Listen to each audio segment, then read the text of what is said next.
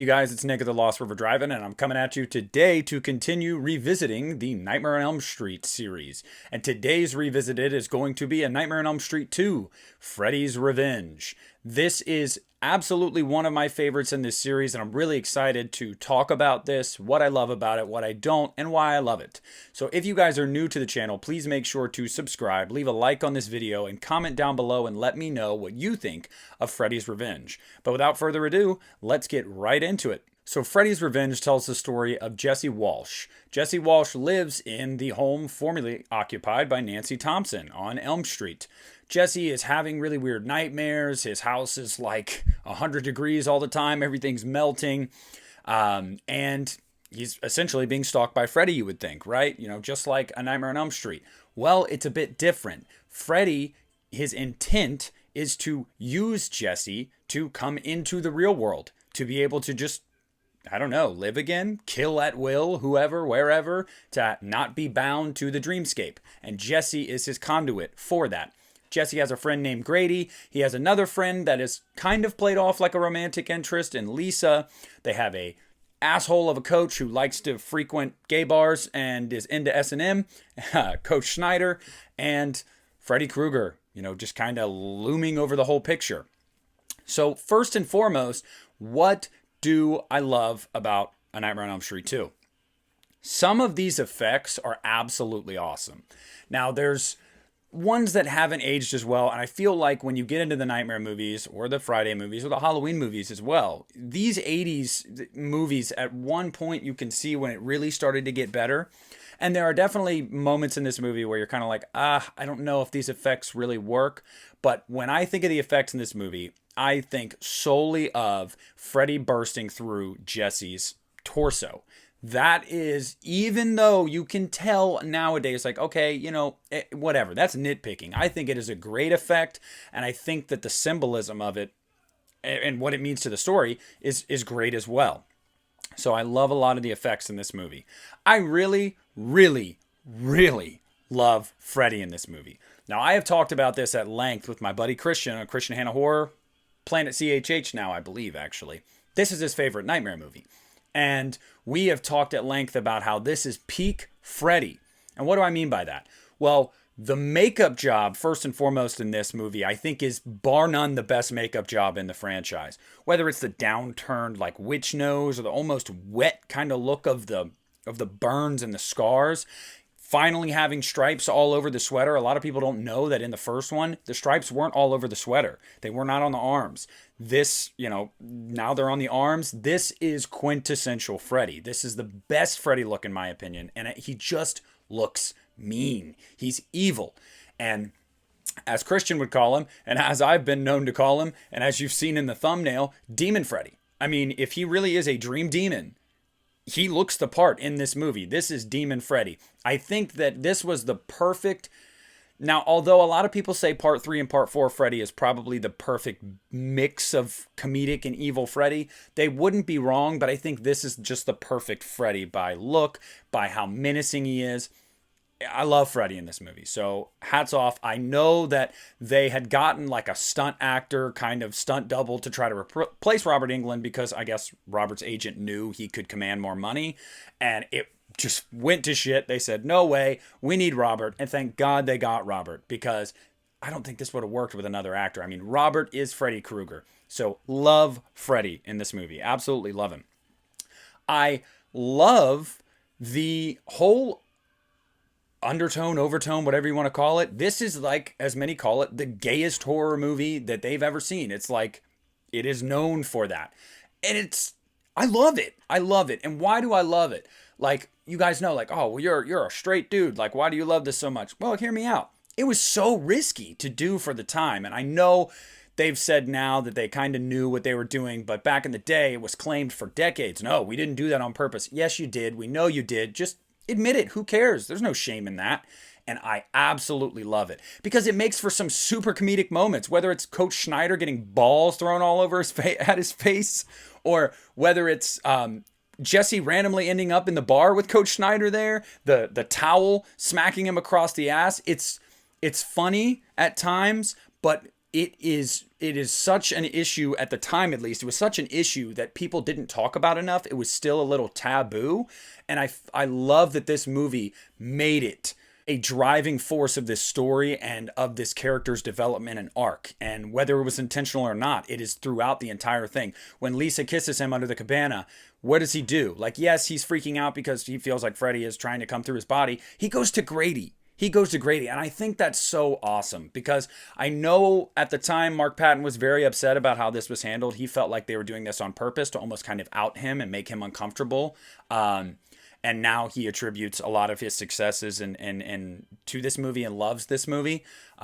So hot and cold with that. And he had every right to be if he felt that way. I don't really have a stance on that. I don't know enough about the movie to know if they did that on purpose. But I just love what it does for just some of the symbolism and messaging in this movie. And I just think that it was very ballsy.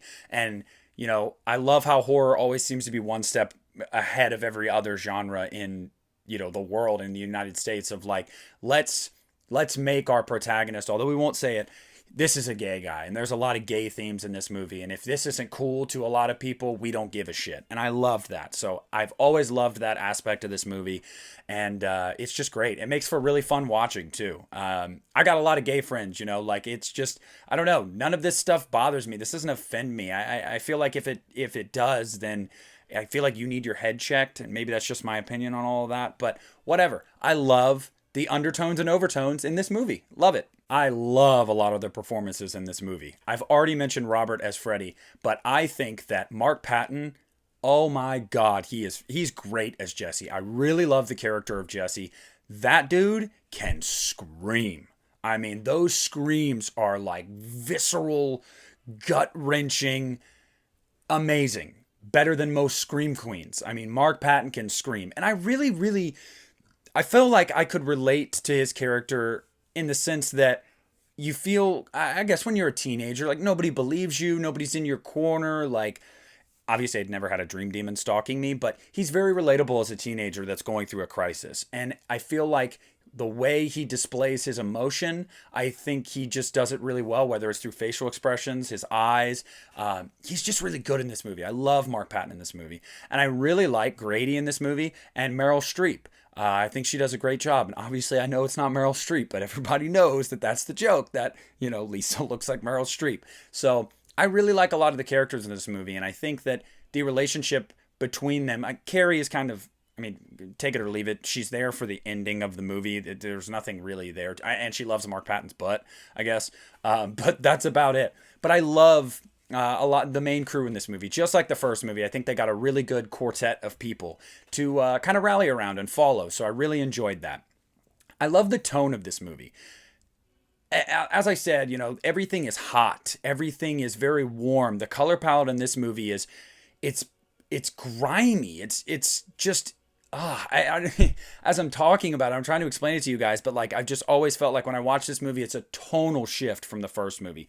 It's really not funny, and that's a good thing. It's you know, Freddy's intimidating, it's menacing, there's these kind of somber tones to it, the look of it, it's very warm, it's very hot. It gives that hellish demon feeling, and I absolutely love that about this movie. Really, one of the only cons I have to say about this movie is I wish we could have gotten some more creative kills.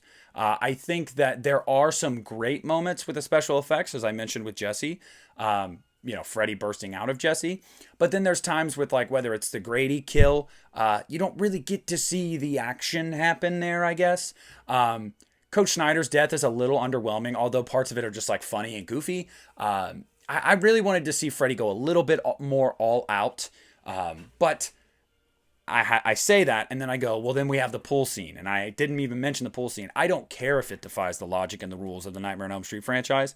It's a magnificent scene. It is magnificent. This movie, not just that part of "You Are All My Children Now," but this movie is just infinitely quotable. There are so many great quotes from this movie, and a lot of them come from Freddy, that I think that makes this movie stand the test of time for me, is that you just remember it. It's so memorable. But that pool scene is awesome. Help yourself, fucker. I mean, I love it. I love that pool scene. Rules be damned. It's a damn good time. But again, like I said, I would have liked to seen a little bit more of the killings actually happen. Maybe it was budget, maybe it just was personal choice. So that is kind of a negative. But, and then I would say then my other negative is really just surface level, which is Clue Gallagher, the dad, and really the family as a whole. They're assholes. I mean, what do you need to understand that something weird is happening here, that your kid isn't wrong? Your parrot exploded. It literally exploded. Must have been that goddamn cheap bird seed. It blew up. The house is like 120 degrees. Your kid's waking up screaming every day, every night, drenched in sweat. And he thinks that Jesse needs a methadone clinic. I mean, I get it's funny. It is part of like the comedy that is in this movie, which there isn't a lot. That is some of that comic relief.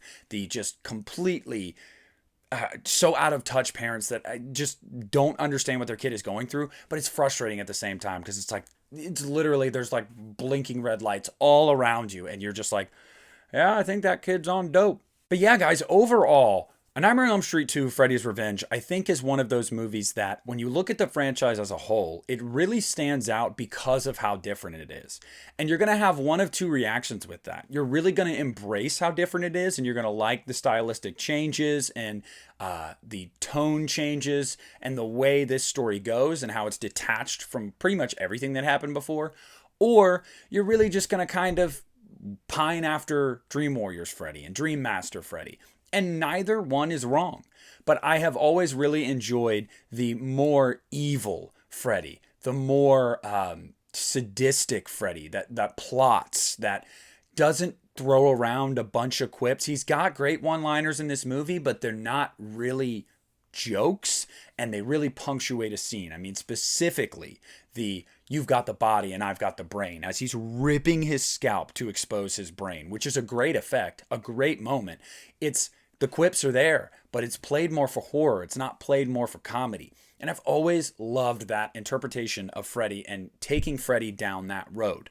I think that this movie is overall acted very well. I think they're likable characters. I think there's some great visual moments in this movie. I think the dark tone works for it. I think that the undertones that really just strengthen this movie. I feel like the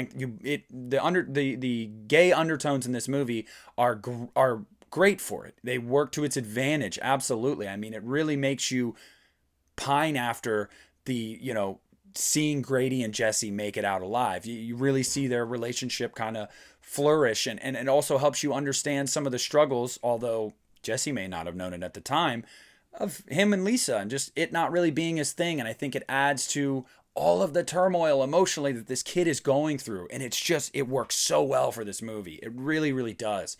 But enough about me rambling about Nightmare 2. Look, Nightmare 2 is easily probably a top 3. It's a top 3 Nightmare movie for me. I love this movie. I think it's one of the best in the franchise. I think that it stands out like a redheaded stepchild in a good way. And I think that if you want to watch a truly sinister Freddy just plot and scheme his way through a couple of teenagers in ways totally different than before, then you're going to love it. I think you're going to have a great time. So I give A Nightmare on Elm Street 2, Freddy's Revenge, 4.5 out of 5 stars. I highly recommend this movie to anyone and everyone across the world.